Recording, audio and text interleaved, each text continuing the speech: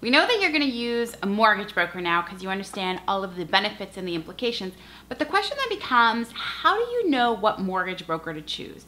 And if that's what you've been wondering, you're definitely on the right track, because one of the most important things throughout this process is the professionals, of course, that you're going to be using. And you want to make sure that you're using smart and savvy professionals who aren't going to mess you over and know exactly what they're doing. So that's why I actually created a downloadable for you. So go on and grab that and we can run through some of the questions together. Now, I really recommend, whether it's a mortgage broker or any of the other real estate professionals that you're going to be selecting throughout this process, that you really take the selection process very, very seriously. I know it's easy to be like, oh yeah, I don't need to interview somebody. My neighbor is a mortgage broker, my best friend's sister, you know, my dad knows somebody. But this is something to be taken very, very seriously. And so for both your mortgage broker and really all the other professionals that you're going to be using and working with throughout this process, I think it's super, super important that you interview a minimum of 2 professionals and ask them the series of questions that I've created for you in the downloadable. So put me on pause and then go ahead and grab that. We're going to be running through some of those together. Okay, great.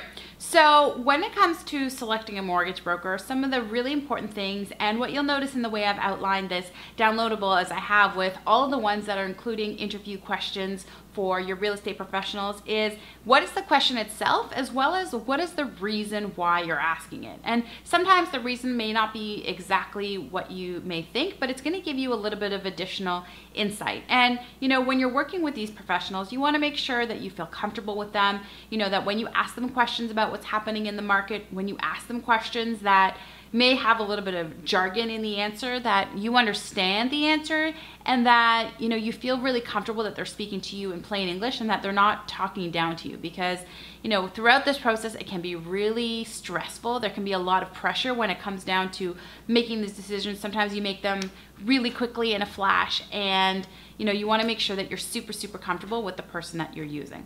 So that's why in all of the downloadables that have interview questions, you'll see that there is a purpose included under each question, so you can see not only what is the question to ask, but why you're asking that question. That'll help you to understand whether or not you get a good answer to the question. Some of the questions that you want to make sure you're asking is, how long have they been in the mortgage industry? You may find that somebody is super eager, super fun, and really nice, but they may only have been in the industry for 6 months or a year. And you may not know that, or they may not disclose that. And so I recommend, when you're making such a big purchase, you want to work with someone who's been in the industry for a significant amount of time. One of the things that people don't really feel comfortable asking, but I think is really important to ask, is about the history. So, you know, how many mortgages have you gotten in the last year? How many clients are you working with? And they may not fully disclose everything, but you want to get a good sense of it, because you want to know a bit about who those clients are. How good are they doing at actually closing the deals? Are they working mostly with first-time homebuyers? I don't know. Are they working with immigrants? Are they working with people who are self-employed? If you've got a unique situation, it's better to work with a mortgage broker who has that element as an expertise and a background. That being said, you'll probably want to ask them if this is their full-time income. Any real estate professional who's not doing that as a full-time income, at least for me, is a little bit questionable. It's like, okay, what aren't you doing right? What is or isn't working with you that, you know, you need to make money from another stream of income? And yeah, of course, like, I'm the multiple streams of income kind of gal, but you know, if it starts to feel really funny that you're like not necessarily getting the feeling that they're doing well off this profession, you may want to think about potentially working with somebody else. You'll want to ask questions like, you know, will I be working just with you throughout the process? Do you have a team supporting you? And either of the answers may be totally fine, but maybe you're somebody who likes to be able to communicate and pick up the phone and call them at any point in time. And if they're super busy and they've got a large team and they may be, you know, kind of pushing you over to some of their team members, maybe that's something you like, or maybe that's something that you don't like. But it's better to know up front than you understand exactly what kind of service you're going to get from this individual.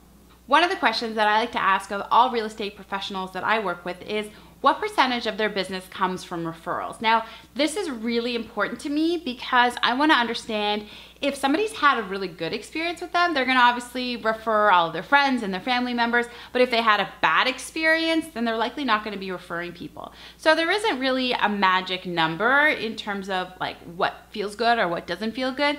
But if somebody says, oh no, referrals are not really a part of my business, for me that would really raise alarm bells, because I like to work with people who others have had a great experience with, because I want to make sure that I have a great experience with them too. You'll want to ask them about their service levels, about the hours that they work, the mode of communication that they really like. Do they have some preferred lenders? You can basically go through the list, really easy peasy. You can do it in person, print it out, take it with you. You can do it over the phone, but it really will give you a good set of questions to be able to ask to get the kinds of answers and insights that you really want to be able to gauge. Because, if you just walk in and somebody is really nice and smiley and you feel like you get along with them, that's one thing, and I'm not saying that that is an important part of the puzzle, but you want to make sure that they are properly qualified. So feel free to take this downloadable, print it as many times as you need to when you're talking to various mortgage brokers, and just jot down the answers and make sure that you feel really, really comfortable with the person that you end up selecting. Now, I have seen people, and I'm not suggesting this is a good thing to do, I have seen people work with more than one mortgage broker, but know that at the end of the day, you're really only going to get one mortgage with one financial lender, and a mortgage broker will actually in fact be able to serve you by getting you quotes and options from a variety of different financial lenders. But you're gonna have to pick one, and sometimes they'll very quickly tell you they're working solely on commission, and if you're not willing to work with them, they may not want to work with you if you're shopping around. But know that at the end of the day, if you're doing multiple lenders or multiple mortgage brokers who have multiple lenders, like, you'll be paying the appraisal fee several times over, and it really just doesn't make sense in my opinion. So very quickly on, you're going to need to make a decision in terms of who is going to be supporting you as you secure your financing for your property. One mortgage broker is really all that you need if you've taken the time and the due diligence to be able to ask them all the great questions up front and make sure that you're comfortable with them and know that they're really truly going to support you.